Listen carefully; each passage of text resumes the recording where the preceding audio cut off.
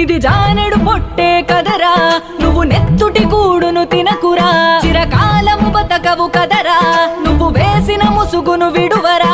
డబ్బుంటే చాలని నీచపు దారిలో ఉరగలేయకు, పేరుంటే చాలని పాపపు బావిలో మునిగి తేలకు. బలముంటే చాలని బీదల బతుకులో చిందులేయకు, వెలుగుంటే చాలని చీకటి వైపుకి అడుగులేయకు.